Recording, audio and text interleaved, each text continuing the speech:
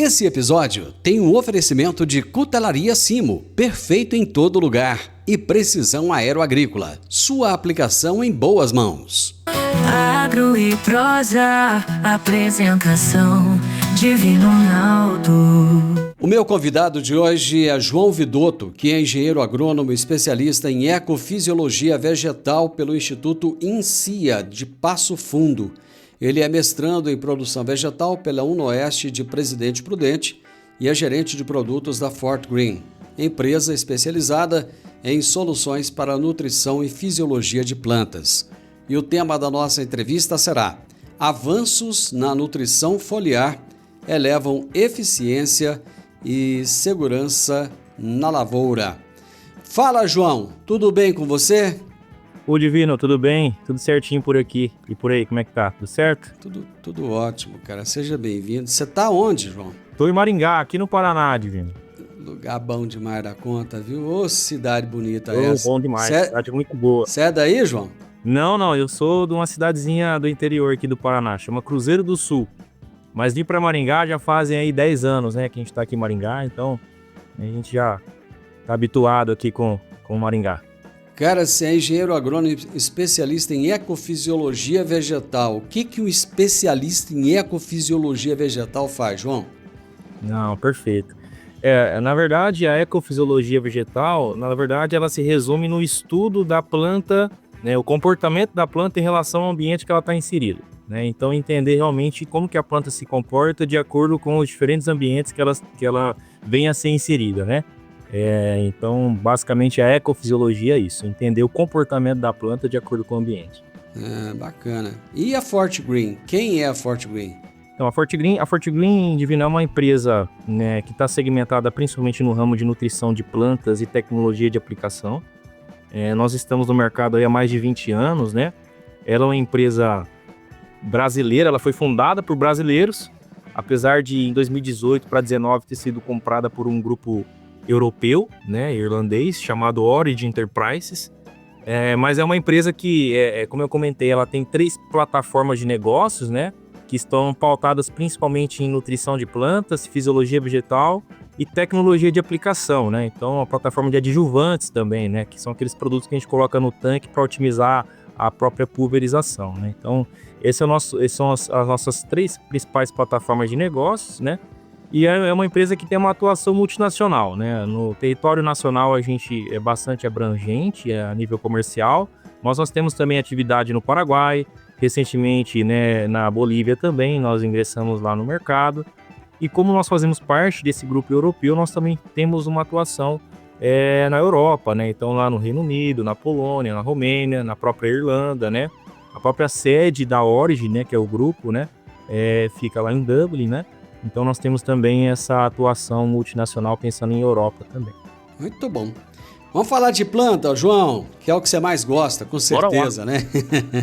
Isso aí. Quais são as mudanças recentes, João, na ecofisiologia vegetal que tem exigido assim, uma atualização na forma de como nutrimos as plantas? Não, perfeito. Boa pergunta, Divino. Assim, ó, eu costumo dizer, né, que esse ponto é como se fosse uma bússola do desenvolvimento de produtos da Fortgreen atualmente. Não é a nossa única preocupação, mas é uma das nossas principais preocupações. Porque assim, né, Divino, o que acontece? O produtor, ele precisa produzir mais, sempre, né? Isso por vários motivos, né? Talvez o primeiro motivo qual é? O primeiro motivo é que a gente precisa alimentar o mundo, né? Essa é a verdade, né? Então, tem dados aí que mostram que a gente lá em 2050 a população mundial vai passar os 9,7 bilhões de pessoas, né? Nós estamos falando que o Brasil, o agro brasileiro alimenta mais de 800 milhões de pessoas, né? A própria Embrapa fala isso, né? Para que a gente consiga alimentar todas essas bocas aí lá na frente, lá em 2050, né? Até próprios dados da FAO nos indicam que nós vamos precisar produzir, além do que é produzido hoje, 60% a mais, né, do que é produzido hoje, vamos precisar produzir lá em 2050. Então, olha só o desafio, né? Então, o produtor ele precisa produzir mais para alimentar mais, né, bocas lá na frente, né, a população como um todo, mas também para quê, né? Para colocar mais dinheiro no bolso, né? Essa é a verdade, né? Então o produtor ele tem que pagar conta também. Hoje não é simples você implantar uma lavoura, seja ela de soja, seja ela de milho, de café, de qualquer cultura. Tem um alto custo, esse custo tem aumentado nos últimos anos. Então o produtor também tem que produzir mais também para conseguir pagar mais facilmente isso e fazer com que isso retorne mais dinheiro no seu bolso. E a gente tem conseguido produzir mais. Quando a gente pega as médias de produtividade, elas não são tão altas assim a nível nacional, porque a gente tem algumas exceções, algumas regiões que naturalmente elas produzem menos, mas em algumas regiões do país a gente tem encontrado médias de produtividade bastante significativas. A gente pode pegar um exemplo próximo nosso aqui de Maringá, que é a região dos Campos Gerais, né? Ponta Grossa, região aqui do Paraná. Não dificilmente o produtor está produzindo lá 100 sacas por hectare, 90 sacas por hectare de soja, né? Quando a gente passa a analisar a segunda safra, que o milho é a principal cultura também, a gente tem encontrado altos patamares de produtividade em relação ao que a gente produzia antes. Então, resumidamente falando, a planta, para ela produzir mais, ela tem que se alimentar de mais nutrientes. Porque o que a planta faz, né? A soja, né? A soja, na verdade, ela é uma fábrica de proteínas, né? De produzir proteína, né? No caso, o milho é uma fábrica de produzir carboidrato, amido, né? Mas o que a planta faz? Ela aproveita tudo que ela tem no ambiente que ela está inserida.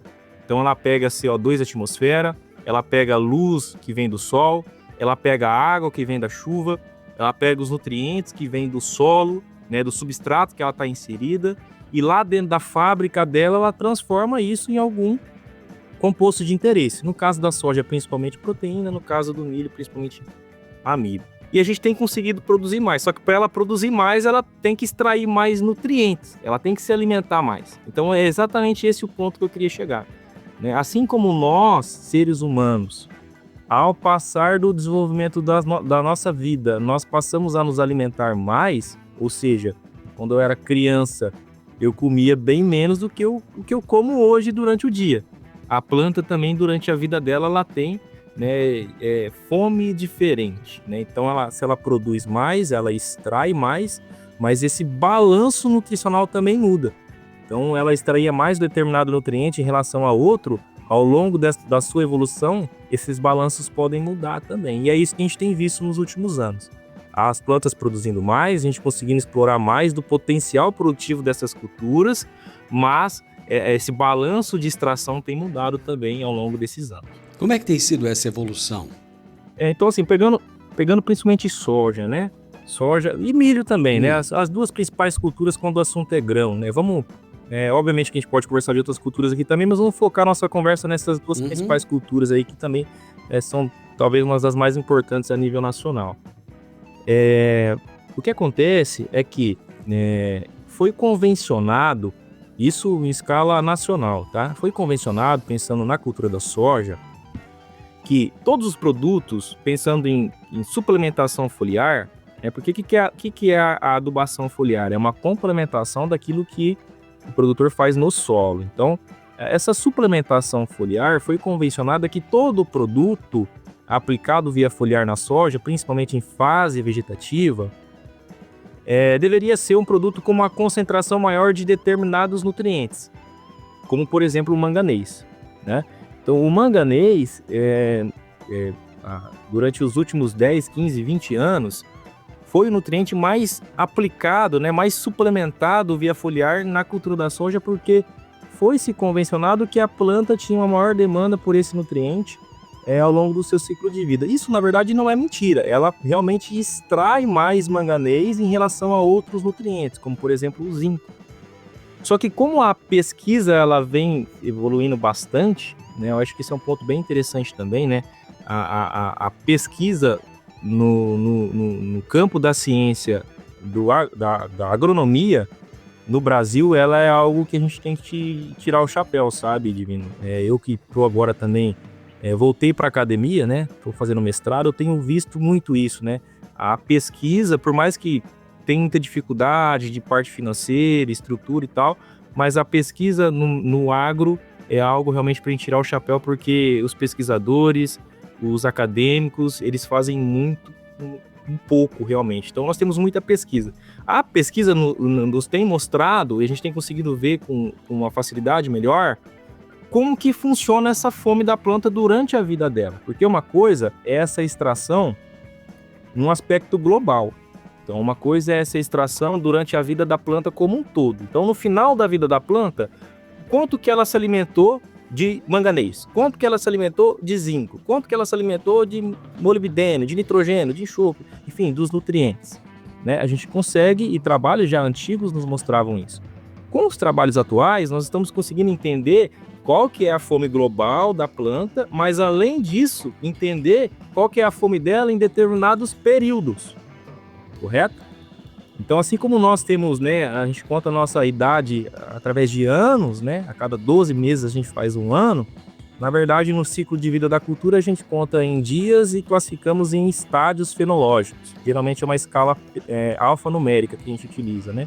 No caso da soja, né, a gente usa lá a escala alfanumérica, que quando a gente fala V, a gente está falando do estádio vegetativo, e depois tem um número que indica uma característica morfológica da planta, que é o número de nós que ela tem.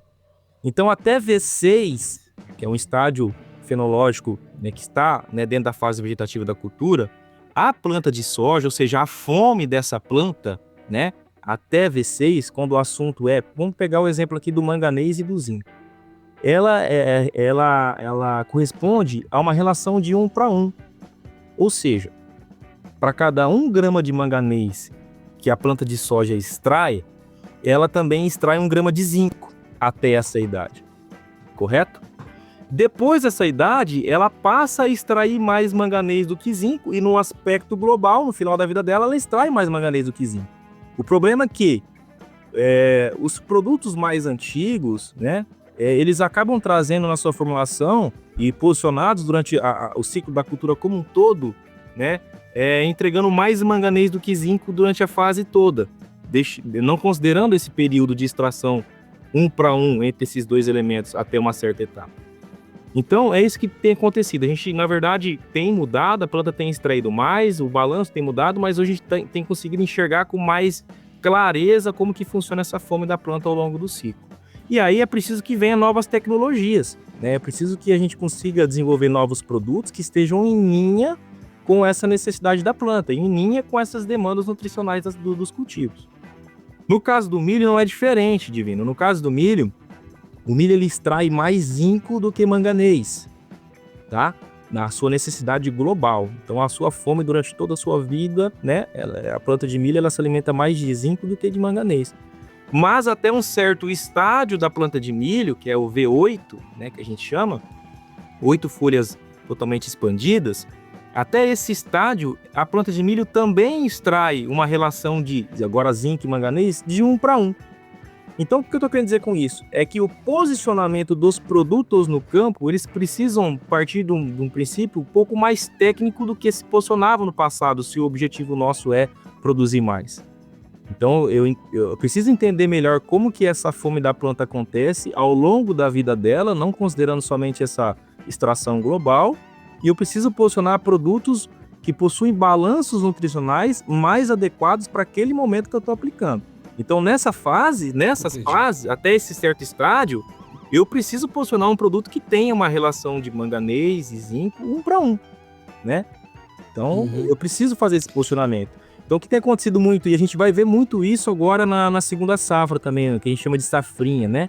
E a gente tem bastante milho no campo. A gente tem visto isso nos últimos anos, tem aumentado isso a cada ano que se passa. Esse ano nós já estamos vendo em algumas lavouras mais precoces, plantadas mais cedo, sintomas muito característicos, muito presentes na lavoura de deficiência de manganês. Por quê? Porque o produtor continua aplicando aqueles produtos com uma maior concentração de zinco, considerando a extração global da cultura, deixando de suplementar o manganês num período que ela extrai manganês de igual para igual com zinco. Vamos fazer um intervalo comercial, João? Voltamos já depois dos comerciais. Alta tecnologia, eficiência e produtividade no campo. Com a precisão aeroagrícola, você tem maior uniformidade na aplicação, sem amassar plantas e sem compactar o solo. Tudo isso com menor impacto ambiental e uma equipe comprometida com ética, respeito, inovação e resultados. Certificação em aplicação aeroagrícola sustentável, base em Catalão e pontos de apoio em Goiás, Minas Gerais e São Paulo. Precisão Aeroagrícola, sua aplicação em boas mãos. Acesse www.precisãoaeroagrícola.com.br. Estou entrevistando hoje o engenheiro agrônomo João Vidotto e estamos falando a respeito dos avanços na nutrição foliar e como esses avanços elevam a eficiência e a segurança na lavoura. Deixa eu ver se eu entendi sua explicação, João. Nós temos que fazer um equilíbrio nutricional. Não adianta dar muito de determinada coisa e não se preocupar com outros, né? A gente tem que haver um equilíbrio para que a planta possa se alimentar. É igual gente, né? Não é muito diferente de gente, né, João? É igual quando a gente vai na nutricionista, né? Ó, você pode comer isso, pode comer aquilo, é tantas gramas de proteína, tantos gramas de carboidrato, não toma cerveja, só final de semana, né? Então é basicamente isso, né, cara? Então, aí acabou que nunca mais volta no nutricionista, né? Ele arruma desculpa para não voltar nunca mais, né, Guilherme? Mas é exatamente isso, entender realmente qual que é a demanda da planta, não somente olhando a sua necessidade global, mas a sua necessidade em determinados períodos e posicionar os produtos da maneira coerente com a sua necessidade. Não pensando pegando um couro. O que acontece muito no mercado, Divino? O produtor ou até as próprias empresas, né?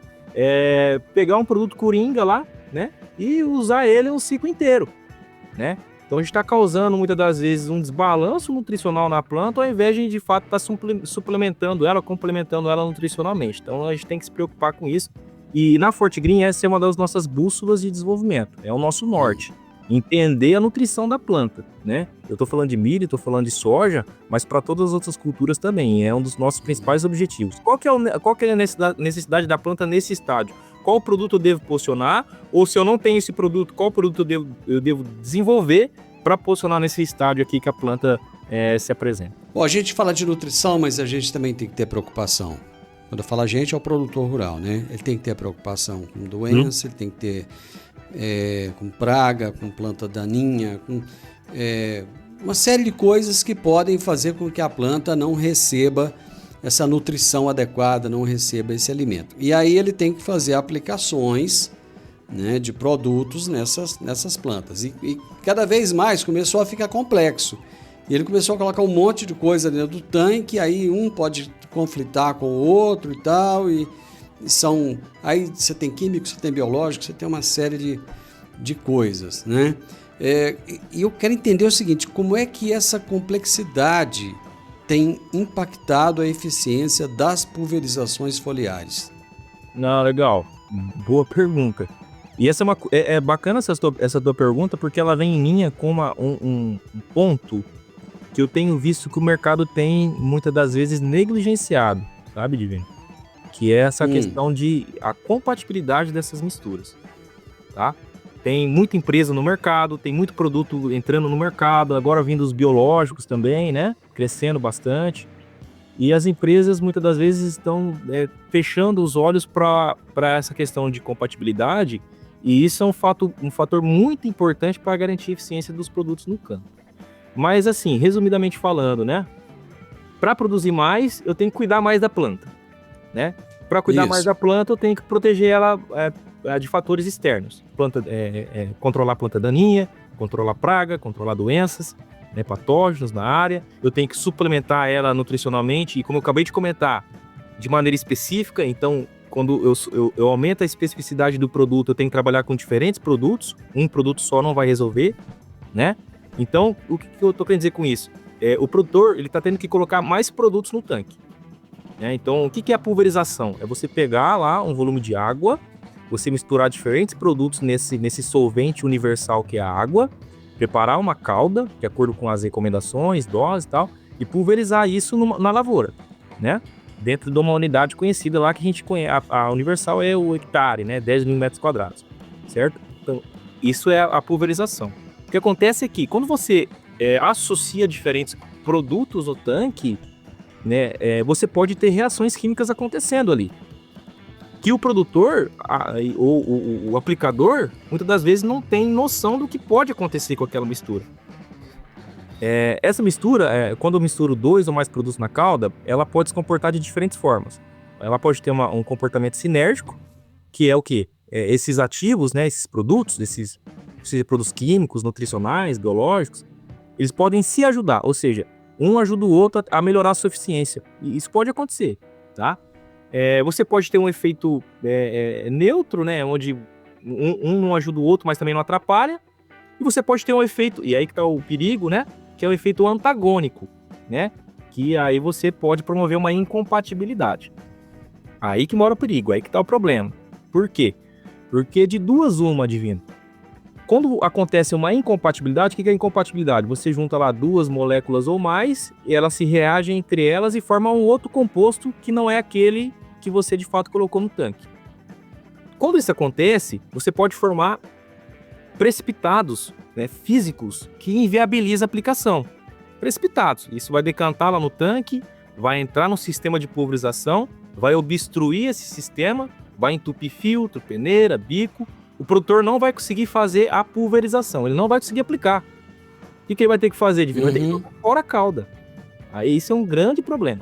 Então, ele vai ter, isso é perda, né? O produtor vai perder dinheiro. Hoje em dia não existe mais produto barato, né? Então isso é muito ruim. Óbvio, existem alternativas para tentar solucionar isso, como compatibilizantes, por exemplo. Você coloca um compatibilizante na calda, ele reverte isso. A gente tem isso no portfólio também, a gente consegue fazer isso. Isso é um caso à parte. O outro ponto, o que pode acontecer? Às vezes essa incompatibilidade ela não é tão extrema assim. Ela é uma incompatibilidade um pouco mais leve, que o produtor consegue aplicar. Ele aplica, de vez em quando ele tem que parar o pulverizador, né, tirar ali o filtro, né, dar uma limpada, coloca de volta, vai embora, aplica, opa, consegui aplicar. Deu uma entupidinha ali, limpei, foi embora. Mas na prática, o que acontece? A incompatibilidade ela aconteceu, né? Ele conseguiu aplicar, mas será que de fato a eficiência dos produtos que eu estou aplicando vai acontecer? Eu vou ter realmente a eficiência que eu espero daqueles produtos? Uma incompatibilidade, mesmo que ela seja pequena, mesmo que o produtor consegue aplicar, ela pode tirar facilmente 10, 20, 30% da eficiência de uma pulverização. E aí eu não trato isso como um problema menor do que aquele primeiro, né? Os dois são muito ruins, porque por mais que ele consiga aplicar, por mais que ele perdeu lá 10%, ele aproveitou 90% da eficiência daquela pulverização dele. Mas é 90% da eficiência da pulverização dele que pode estar reduzindo lá no controle da planta daninha, que vai aumentar a mato-competição no campo, vai fazer a planta dele produzir menos, que vai diminuir a eficiência do controle de uma praga, que vai atacar mais a lavoura dele e vai fazer a lavoura dele ficar menos produtiva, né? E assim por diante. Ou seja, ele vai gastar dinheiro, vai gastar tempo, vai gastar energia, pode ser que dê tudo errado. Exatamente. Uma coisa que me ocorreu aqui, qual que é a importância do pH nesse processo todo? Legal. O pH é uma coisa que é um índice, né?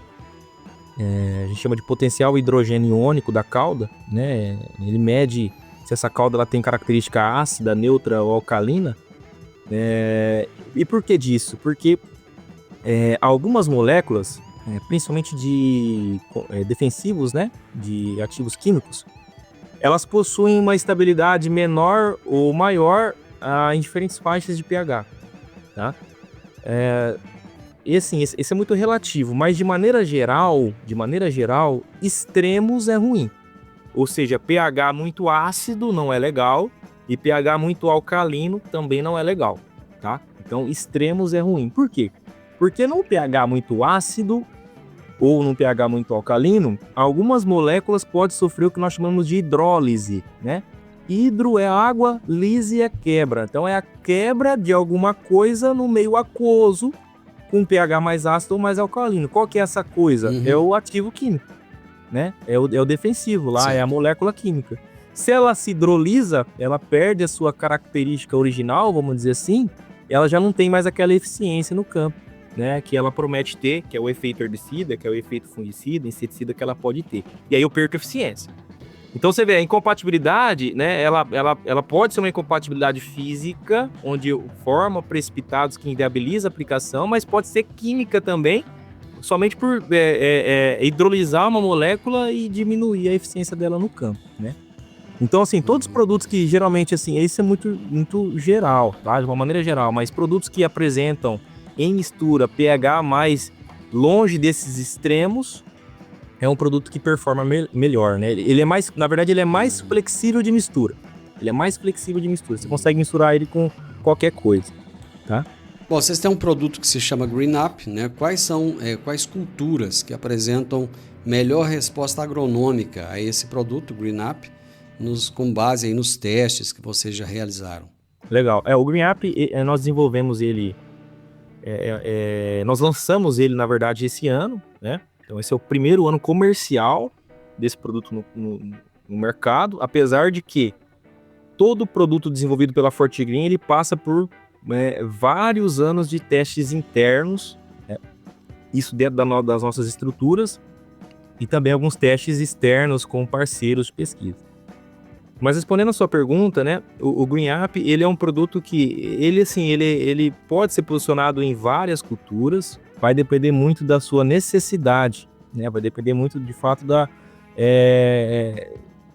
necessidade da cultura naquele momento. Mas, de maneira geral, ele é um produto que, nos testes que nós temos conduzido, ele tem respondido muito bem para culturas que nós chamamos de gramíneas, tá?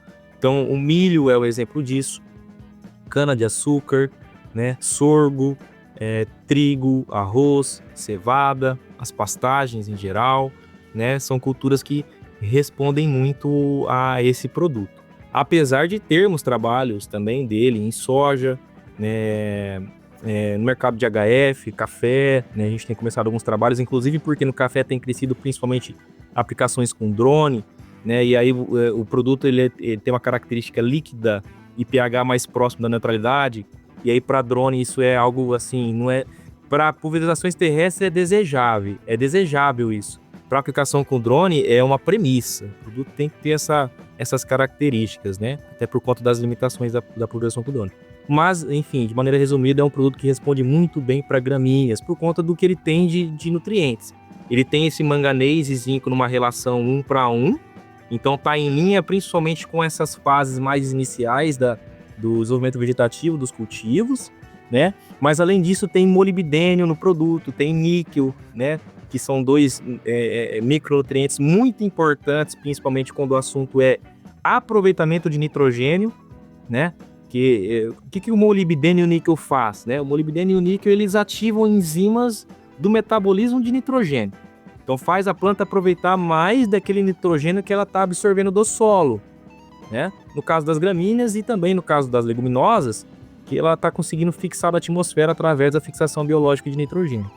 Então o molibdênio e o níquel são ativadores enzimáticos que ajudam a planta a aproveitar mais o nitrogênio, que é o nutriente mais extraído pela maioria das culturas que eu citei para você aqui agora há pouco. Eu preciso de fazer mais uma pausa, João. Rapidinho, já estamos de volta, depois dos comerciais. Eu sempre gostei de canivete, desde os tempos em que eu fazia o curso de técnico agrícola, lá na Escola Agrotécnica Federal, que eu usava canivete. E agora eu tenho o privilégio de ter o meu canivete personalizado. Inclusive, tem um em formato de soja. É isso mesmo, é o canivete da Simo. Você gosta de canivete? Eu acho que vale a pena então você conhecer. Pra pescar, montar ou acampar, com canivete Simo você pode confiar. Lâmina de aço afiada e segura, com bainha de couro é qualidade pura. Canivete Simo pra você escolher, perfeito em todo lugar que você quiser ter. Canivete Simo pra você escolher, perfeito em todo lugar que você quiser ter. Canivete Simo, tecnologia a fio, perfeito em todo lugar.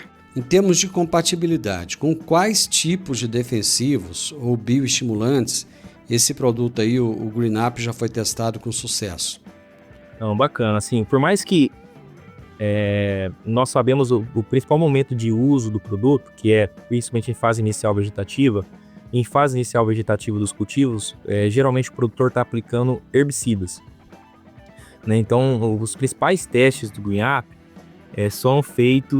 foram feitos e assim, a gente nunca para de fazer, né? Que sempre tem produtos novos entrando no mercado, né? Mas principalmente com herbicidas. Mas testamos também com fungicidas, com inseticidas, porque eventualmente, a depender da cultura, ele pode ser utilizado em outras épocas também. Mas principalmente com herbicidas. E é legal você comentar isso, eu até fiz esse levantamento recentemente. Com o Green-Up, nós fizemos, eu fiz uma somatória, né, de número de hipóteses testadas. Nós testamos mais de 1000 combinações diferentes. Mais de 1000 combinações diferentes desse produto com defensivos químicos, tá? E aí, herbicida, fungicida, inseticida, né? Nematicida, com tudo, testamos com tudo, tá? Assim, olha, é óbvio que é difícil testar com tudo que existe no mercado, mas nós fizemos mais de 1000 simulações de caudas diferentes, ou seja, 1000 combinações diferentes. Isso com diferentes produtos, em diferentes doses, em diferentes taxas de aplicação, né? E nós encontramos uma compatibilidade de 95%, né? Então, é um nível de compatibilidade altíssimo, Divino. E isso, no final das contas, o que entrega? Segurança para o produtor.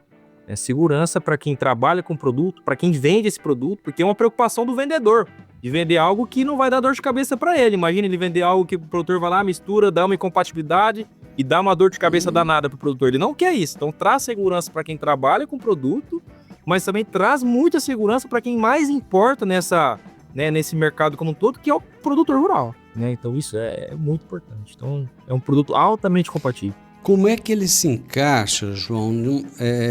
Deixa eu ver como é que eu coloco aqui, na lógica de uma agricultura mais sustentável, por exemplo, e que tenha um menor desperdício de insumos.